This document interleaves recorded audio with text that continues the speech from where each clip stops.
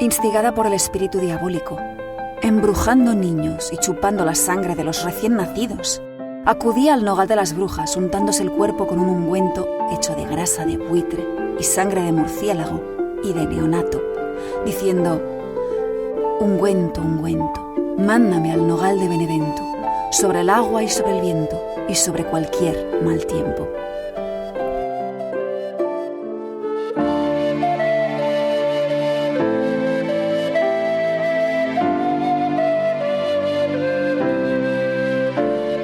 Muy buenas y muchas gracias por acompañarme en La Senda de las Plantas Perdidas, este podcast etnobotánico donde dar voz a nuestras historias de amor y de desamor, con un reino tan olvidado como esencial, el reino vegetal.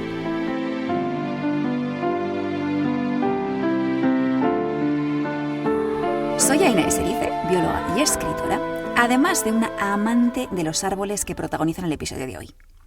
Me enamoré de ellos con un poco de retraso, pues no recuerdo cuándo llegaron exactamente al jardín familiar y durante mucho tiempo no les presté demasiada atención.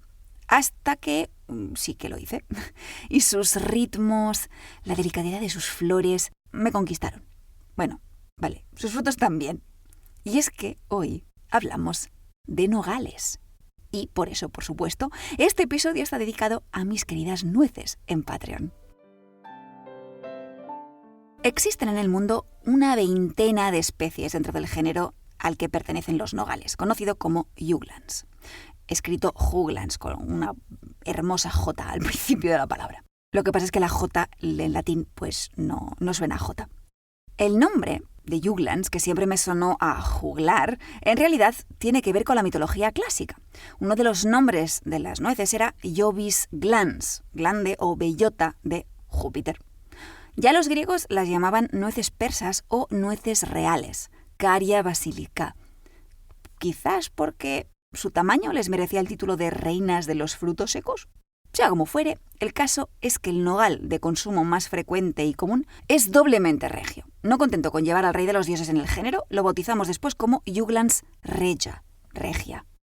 Este nogal regio, oriundo del Viejo Mundo, es el que solemos cultivar en huertos, jardines e incluso en bosques. De hecho, nos ha gustado tanto sembrarlo por aquí y por allá que durante muchos años la ciencia se ha estrujado los sesos intentando demarcar los límites de la distribución de la especie, excluyendo la acción humana. Sabemos con seguridad que crecen en Asia Central. Son del, entre comillas, club de los granados o de los manzanos, cuya distribución natural anda por las tierras de los stanes y aledaños, el Cáucaso, norte de Irán y montañas circundantes hasta tocar los Himalayas. Suelen citarse a menudo los hermosos nocedales, y he visto fotos, son espectaculares, y nocedales, claro, bosques integrados esencialmente por nogales, del macizo montañoso de Tian Shan, sobre todo en Uzbekistán, Kirguistán y la vecina China también.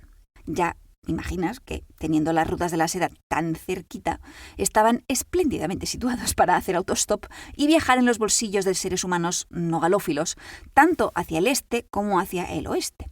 A diferencia de los arbolitos del pan de los que hablábamos en el episodio anterior, los Juglans no suelen injertarse ni tampoco propagarse asexualmente, sino que se siembran.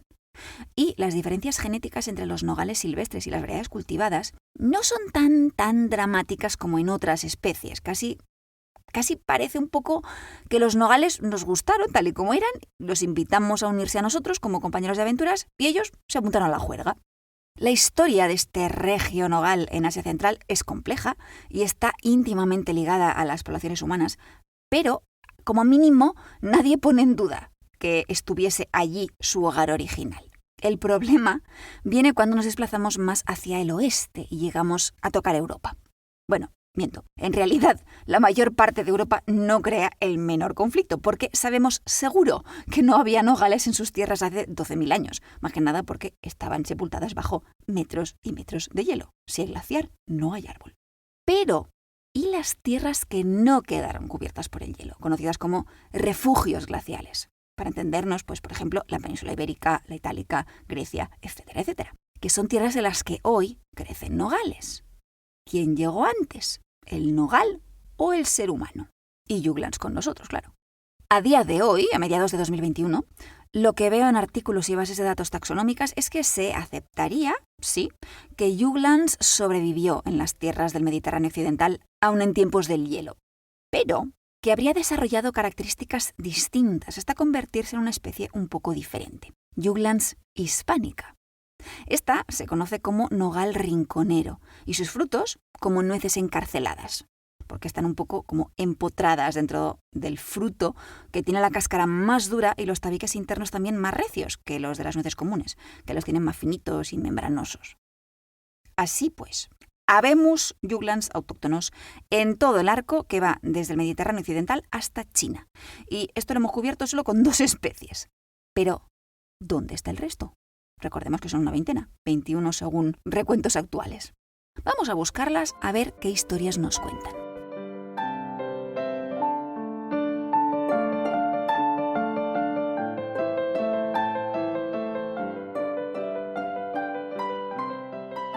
Estas son nueces normales. No son distintas de las nueces normales que nos comemos. Solo tienen una cáscara más suave. Estas 2 que tengo aquí son muy viejas. Han jugueteado con ellas desde los tiempos de mi bisabuelo. La costumbre de jugar con las nueces es antigua. No sé decirte cuánto, pero debe de tener al menos 1000 años o más. Acabas de escuchar unas líneas, traducción del inglés mía, de una memoria de viaje de un sinólogo que visitó Beijing en los años 30 del siglo pasado.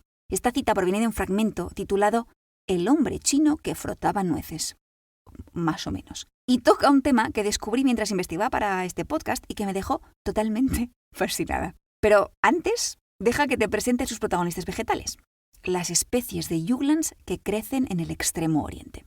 Además del nogal común, que llegó a China probablemente siguiendo las vías de la seda, existen otras 3 especies actualmente reconocidas que enraizan por aquellos lares. Aunque, según las publicaciones que consultes, te saldrán 4, porque ya sabes que la taxonomía nunca duerme, y lo que hoy es especie, mañana puede dejar de serlo y convertirse en subespecie o viceversa.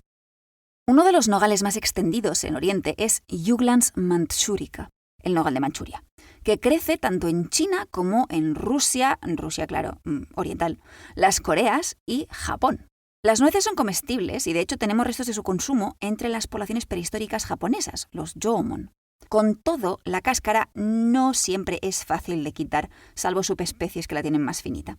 Y se aplicaban trucos, como ponerlas un rato a calentar entre las brasas y después volcarlas en agua fría para darles un shock térmico. Golpeándolas luego en la sutura de la nuez debía de ser más fácil abrirlas y extraer la carne, que es poca en comparación con la de Juglans regia. Pero a verla, hayla. Sin embargo, en China, la importancia de estas nueces, las de Manchuria y las de otras 2 especies autóctonas, no te marearé con los nombres, no parece haber sido tanto gastronómica, porque no sale muy a cuenta, sino medicinal. Esto nos sorprende, dado que los Juglans tienen muchísimas moléculas interesantes con propiedades medicinales reconocidas a lo largo y ancho del mundo, sobre todo las hojas o los ruéznos, que son la cubierta verde más externa del fruto. Infusiones, gargarismos, maceraciones alcohólicas. Todo esto se ha usado y se sigue usando para resolver problemas internos, por ejemplo digestivos, pero también en aplicaciones externas, en piel y pelo. Lo que sí me sorprendió, en cambio, fue descubrir que en China, ya desde tiempos de la dinastía Han, según se dice, estamos hablando del 206 antes de la era común, hasta el siglo III, se desarrolló la creencia de que las nueces, con su cáscara rugosita y llena de surcos, ejercían un efecto benéfico sobre la circulación al manosearlas, al tenerlas en la mano y juguetear con ellas. Pues bien, a partir de esta base masajístico-medicinal, en los últimos 20-30 años, Beijing ha visto una explosión de interés por coleccionar estas nueces. Este interés ha ido además articulándose y codificándose de forma muy meticulosa, dando lugar a la aparición de personas expertas en estos objetos, o de pujas y subastas de nueces, e incluso de tiendas especializadas en la venta nogalística de piezas de segunda mano. Parece que prácticamente cualquier especie de Juglans que se ponga a tiro es susceptible de participar en este universo paralelo tan curioso. Pero hay una serie de reglas que tienen que cumplirse. En primer lugar, las nueces van siempre en pareja y tienen que estar bien combinadas para que el par tenga valor. Imagino que la bondad de la combinación la dictará, yo qué sé, la estética de los surcos. Imagino. Pero luego hay otro elemento que se aprecia mucho, y es que las nueces hayan sido, entre comillas, trabajadas, cultivadas a través del contacto directo y constante con las manos de la persona propietaria. En un libro dedicado exclusivamente a esta cultura nogalística, que a ver los hilos, se menciona que muchas personas afirman que, tras haber empezado a juguetear con las nueces, éstas se convierten en sus compañeras donde quiera que vayan. Y en esa anécdota de los años 30 sobre el señor que palpaba nueces, se ponen en su boca las líneas siguientes. Cuantos más años tienen, más valiosas se vuelven, pero deben mantenerse en perfecto estado, y para conseguirlo tenemos que tocarlas cada día, tenerlas en la mano y jugar con ellas. Haciéndolo, el olor de nuestro cuerpo pasa a las nueces, las bañamos en él, hasta que las nueces se llenan con nuestras vidas. A medida que pasa el tiempo, se convierten en parte de nosotros, aunque no lo notemos. Lo que pasa del cuerpo a la nuez no es tanto el olor sin más, sino el aceitillo que segrega nuestra piel, ahora menos en tiempos de geles hidroalcohólicos, claro, y que penetra este aceitito en la cáscara y ayuda a darle brillo y sacarle los colores. Así que, bueno, este hombre no estaba del todo equivocado, al pensar que las nueces absorbían de algún modo una parte de quien las palpaba.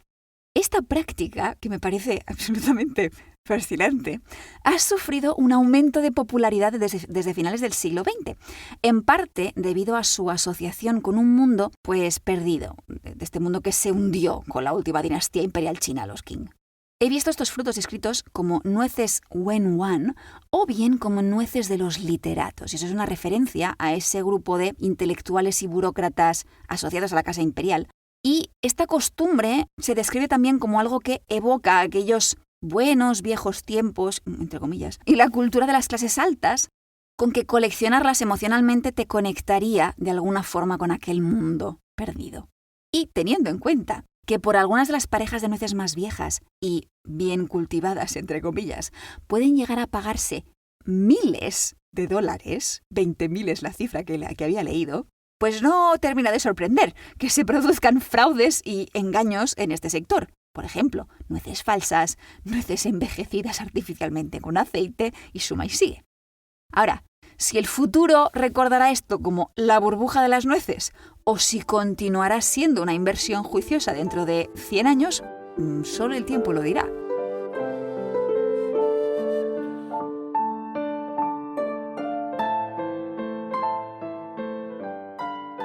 Demos un repaso rápido a los números. Tenemos una veintena de especies de nogales en total, de las que 4 son asiáticas, 1 europea y el resto. Pues el resto, por supuesto, está en el continente americano, que alberga la mayor diversidad de nogales del mundo y cuyos pueblos hace milenios que aprendieron algunos de sus secretos.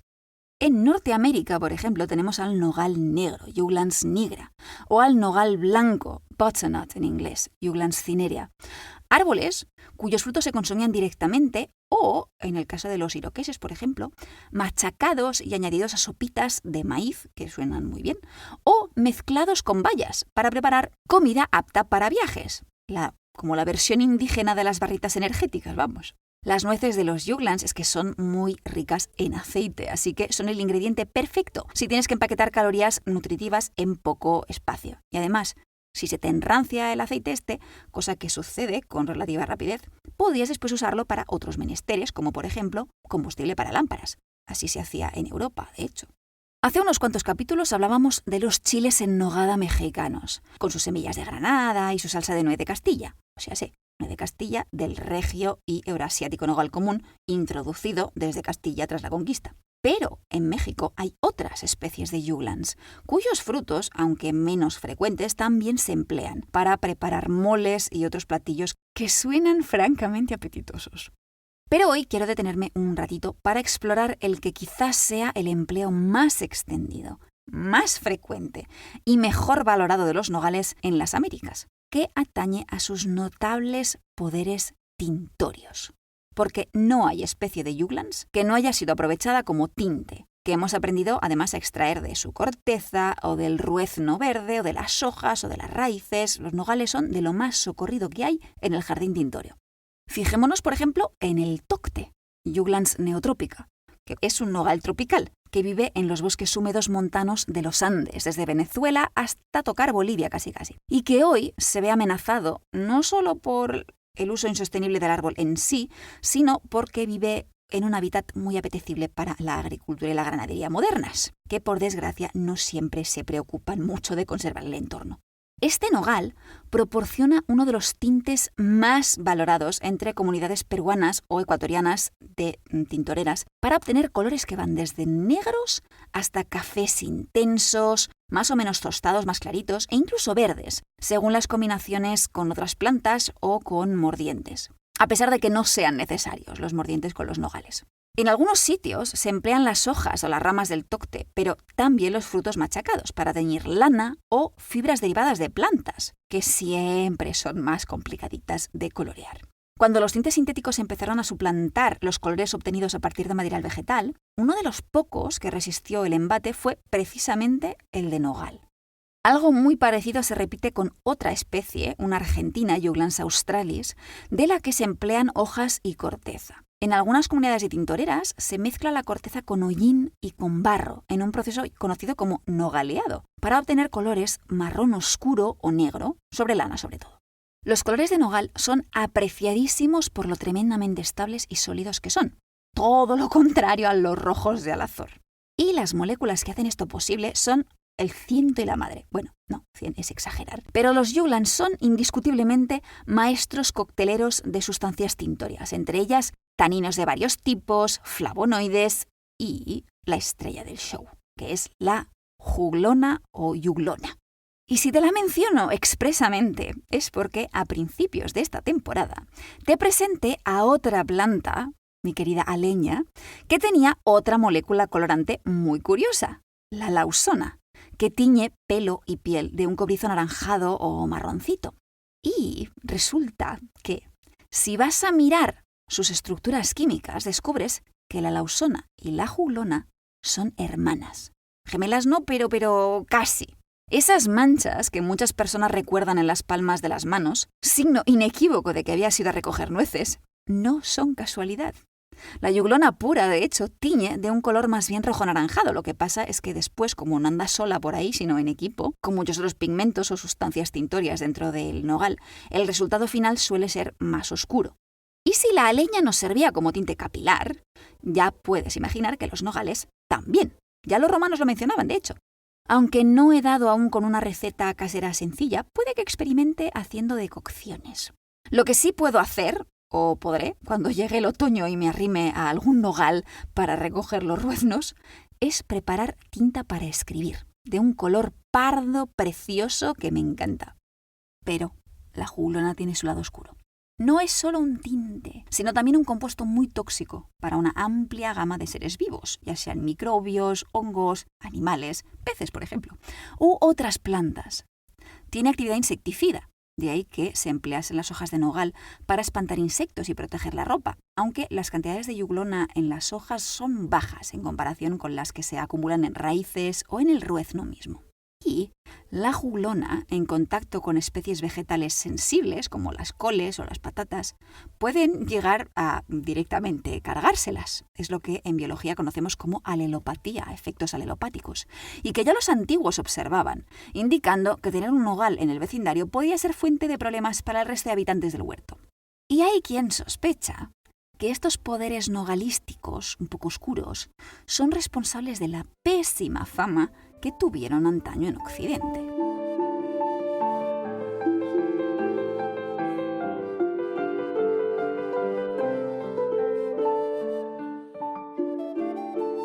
En 1428, en la ciudad italiana de Todi, una mujer fue condenada a morir en la hoguera. Se llamaba Mateuccia di Francesco di Ripabianca, y el suyo fue uno de los primeros juicios por brujería de los que tenemos constancia documental. Entre las confesiones que se le sonsacaron, probablemente tortura mediante, tenemos admisiones de obrar magia amorosa y curativa, con la transcripción de los conjuros que empleaba. Pero sobre todo tenemos una confesión muy brujeril, coprotagonizada por un árbol. Pero no uno cualquiera, sino el árbol demoníaco más famoso de toda Italia, a cuya sombra toda la población de la península que se dedicaba a las malas artes se reunía bajo las órdenes de Lucifer. Este árbol crecía en Benevento, cerca de Nápoles, y era, cómo no, un nogal. Este nogal, que se secó en el siglo XVII y no existe más que en la imaginación colectiva, era famosísimo en toda Italia y más allá, apareciendo en sermones y manuales contra brujería, pero también en madrigales, obras de teatro, cuentos populares y suma y sigue.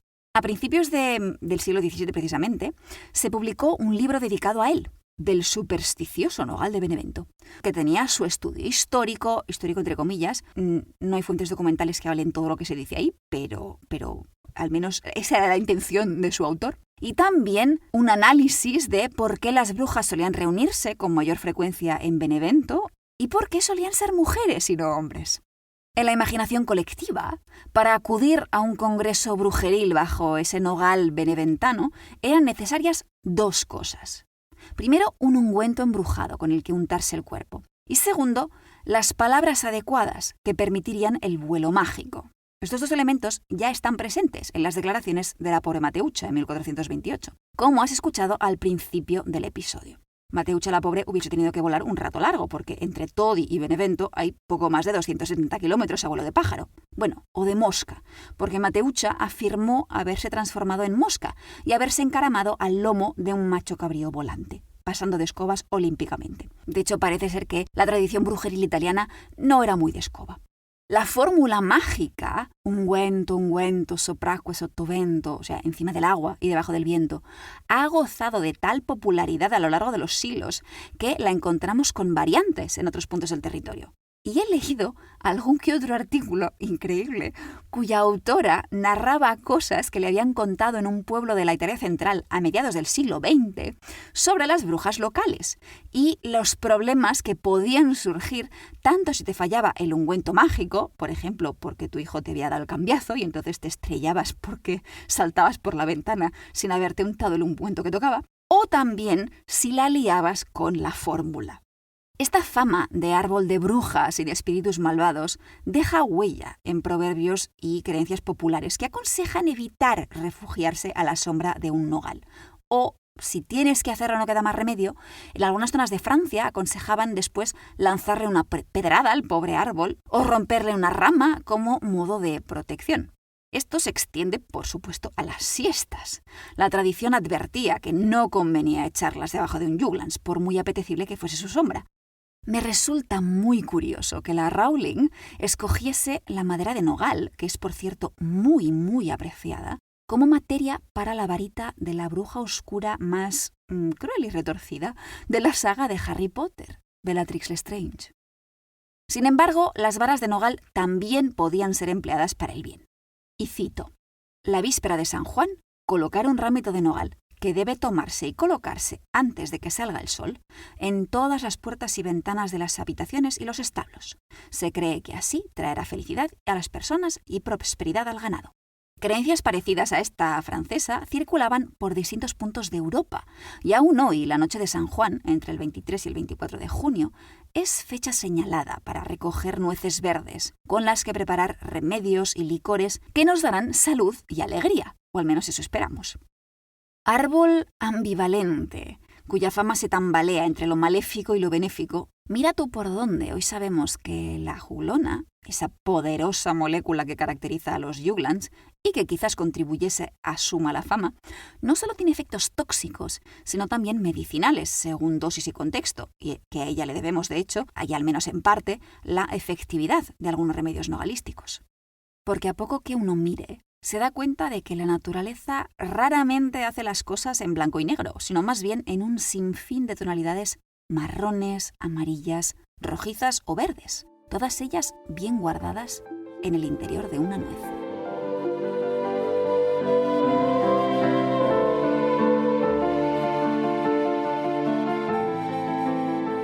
Y hasta aquí nos ha traído la senda de hoy, que podríamos continuar largo y tendido, pero como los nogales comunes figuran ya en el libro de las plantas olvidadas, y ahí ya conté cosas sobre Juglans, no he querido repetirlas hoy.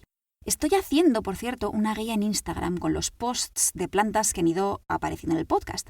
Y entre ellas están, of course, los nogales. Así que si quieres echar un vistazo, ya sabes que me encuentras como Aina Serice. Agradecimientos hoy especiales a mi familia de Patreon, que va creciendo y regalándome ánimos y alegría para continuar con mis locuras vegetófilas. Patreon es una plataforma de microapoyos mensuales donde comparto agradecimientos de todo tipo, entre ellos las transcripciones de los episodios recién salidos del horno de este podcast. Si quieres echarme una mano, toda la información está en patreon.com/ainaserice. Y en cambio, las transcripciones en abierto del podcast que he podido colgar de momento están en la dirección senda.imaginandovegetales.com.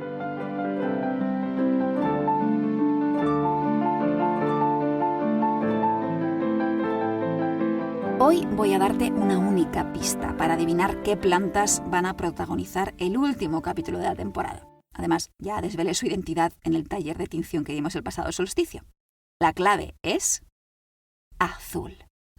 Ya sabes que si te ocurre de quién estoy hablando o si quieres contarme alguna otra cosa, puedes encontrarme tanto vía redes sociales como Aina Serice, vía email, en la página web, en la página del podcast, cualquier cosa que tengas a bien compartir conmigo, estaré encantada de recibirla. Y debo felicitar y dar la enhorabuena por haber adivinado la identidad de los nogales a José Antonio, que me dejó un comentario en YouTube, donde sí puedes encontrar este podcast, solo el audio, no hay extras de vídeo ni nada parecido. Y también a Luis, que ya no es anónimo en iVoox y que además está en racha. Esta iba por los Juglans del abuelo. Y dicho esto, no me queda más que dar las gracias a los nogales de poderosa sombra y color veraz. Agradecerte un montón a ti la compañía, desearte un muy feliz día y que la clorofila te acompañe.